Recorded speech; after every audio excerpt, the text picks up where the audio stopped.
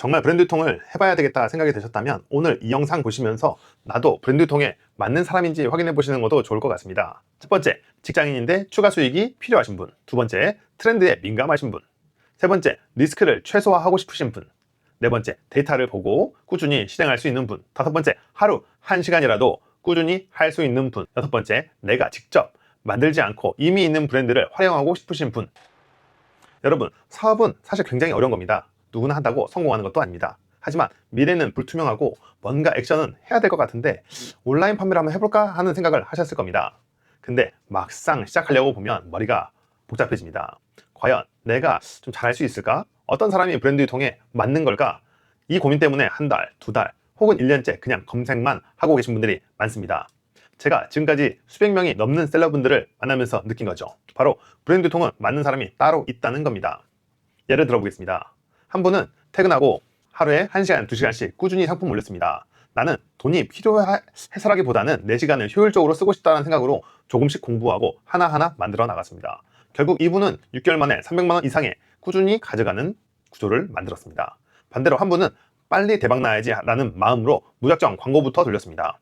결과는 어땠을까요? 3개월 만에 200만 원 넘게 광고비만 날리고 접었습니다. 왜냐, 이분은 자기 성향과 브랜드 유통의 본질이 맞지 않았던 겁니다.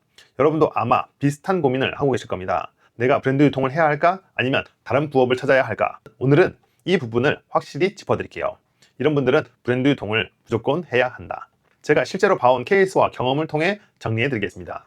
브랜드 유통은 모든 사람이 할 수 있지만 성향에 맞는 사람이 하면 훨씬 빠르게 성과가 나옵니다. 그리고 그 성향은 한 6가지로 분류해 볼 수 있습니다. 첫 번째는 직장인이면서 추가 수익이 꼭 필요한 사람. 요즘 월급만으로는 많이 생활이 힘드시죠? 근데 부업하려고 하면 또 5시간씩 노동 투자하기는 좀 어렵습니다. 브랜드 유통은 퇴근 후 1시간, 2시간 투자로도 시작은 가능합니다. 지난 영상의 주인공인 제 친구는 회사를 다니면서 하루에 1시간, 2시간씩 꾸준하게 올렸습니다. 처음 한두 달은 힘들었지만 3개월째 150만 원, 6개월째 300만 원 이상의 수익을 만들었습니다. 이건 알바로는 절대 만들 수 없는 구조입니다. 두 번째는 트렌드에 민감하고 시장에 보는 눈이 있는 사람입니다. 요즘 뭐가 잘 팔리는지 감이 있으신 분, 친구들보다 신발, 가방, 전자기기, 신제품 소식에 빨리 아시는 분, 트렌드 감각이 있는 분들은 이 흐름을 빨리 캐치합니다. 핀터레스트라든지 인스타 해외 셀럽들이 입고 있는 제품, 혹은 우리나라 블랙핑크 또는 다른 연예인들이 입고 있는 브랜드들을 보고 저게 다시 유행할 걸 아는 거죠. 그런 재고를 확보한 셀러는 3개월 동안 매출이 폭발합니다. 반면 뭐가 유행하지? 감이 없는 분들은 뒤늦게 따라가다 마진을 못 챙기는 경우가 많습니다. 세 번째는 리스크를 최소화하고 싶은 초보 창업자입니다. 공장을 차리고 재고를 쌓아두는 비즈니스는 많이 부담스럽습니다. 브랜드 유통은 이미 팔리고 있는 브랜드를 매입해서 파는 구조라서 좀 안정적입니다. 사람들은 무명 브랜드보다 이미 아는 브랜드를 더 쉽게 삽니다. 나이키, 아디다스, 뉴발란스, 잔스포츠라든지 이런 브랜드를 생각해 보시면 아마 이해가 빠르실 것 같습니다. 즉, 마케팅에 큰 돈을 쓸 필요가 없다는 거죠. 브랜드 없는 자파를 직접 만들어 팔던 한 대표님이 계셨습니다.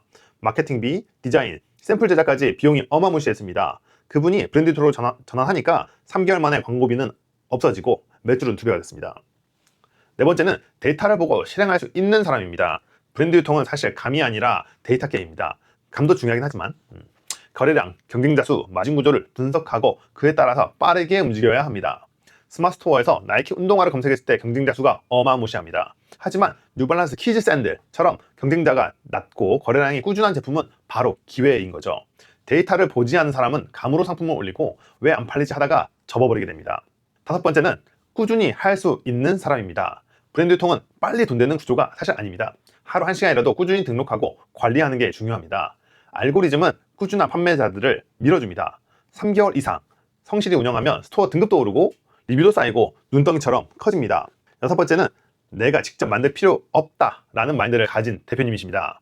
자영업처럼 내가 메뉴 개발, 제품 개발, 공장 관리까지 다 하려는 사람은 브랜드 유통과 맞지 않습니다. 이미 검증된 브랜드 제품을 잘 매입하고 잘 판매하는 게 훨씬 효율적입니다. 제가 아는 한 분은 내 브랜드를 만들어야지 라고 생각은 했습니다. 근데 1년 동안 준비만 하다가 결국 포기했습니다. 반면 같은 시기에 브랜드 유통을 시작한 다른 분들은 이미 월 순수익 1,000만 원을 달성했습니다. 혹시 이렇게 생각하실 수도 있을 것 같아요. 그럼 저처럼 감각도 없고 데이터를 잘 못 보는 사람은 못하나요? 그렇진 않습니다. 처음에는 감각이 없어도 파트너, 도매업자라는 파트너를 만나서 큐레이션을 받고 아니면 쿠팡, 스마트 스토어, 크림 같은 플랫폼 데이터를 활용하면 됩니다. 처음에는 벤치마킹 따라 하다가 점점 보는 눈이 생기고 결국 스스로의 트렌드를 읽게 됩니다. 즉, 시작할 때부터 완벽할 필요는 없습니다. 다만 꾸준함과 신뢰는 반드시 있어야 합니다. 제가 봤을 때 브랜드통은 누구나 할 수 있는 사업은 아니에요. 하지만 위에 말씀드린 6가지 성향 중에서 2가지 이상만 맞아도 충분히 잘할 수 있습니다. 특히 저는 이렇게 말씀드리고 싶습니다. 브랜드통은 결국 신뢰 싸움이다. 상품은 어디서 안정적으로 공급을 받느냐, 그걸 얼마나 꾸준히 고객한테 전달하느냐, 이 2가지가 전부입니다. 사실은 능력 문제가 아니라 내 성향과 구조가 맞지 않아서 어려운 겁니다. 자, 이제 정리해 보겠습니다. 이런 분들은 브랜드 유통 사업을 꼭 해보셔야 합니다. 첫 번째, 직장인인데 추가 수익이 필요하신 분. 두 번째, 트렌드에 민감하신 분. 세 번째, 리스크를 최소화하고 싶으신 분. 네 번째, 데이터를 보고 꾸준히 실행할 수 있는 분. 다섯 번째, 하루 1시간이라도 꾸준히 할 수 있는 분. 여섯 번째, 내가 직접 만들지 않고 이미 있는 브랜드를 활용하고 싶으신 분. 여러분들이 여기에 해당한다면 브랜드통은 정말 잘 맞을 겁니다. 오늘 영상이 이건 나한테 맞는 사업이구나 라는 확신을 드렸으면 좋겠습니다. 다음 영상에서는 이런 분들은 브랜드통 절대 하면 안 된다라는 주제로 한번 반대편 이야기도 한번 만들어 보도록 하겠습니다. 이 2개를 같이 보셨을 때 본인이 정말 맞는지 아닌지 정확하게 판단할 수 있을 것 같습니다. 구독과 좋아요, 알림 설정 잊지 마시고요. 궁금한 점은 댓글로 남겨주시면 최대한 답변 드리도록 하겠습니다. 그리고 고정 댓글에 지금 다른 영상 링크를 보내드릴 테니까 그걸 꼭 보시면 브랜드 유통을 하시는 여러분들이 많은 도움을 받으실 수 있으실 것 같습니다. 그럼 감사합니다.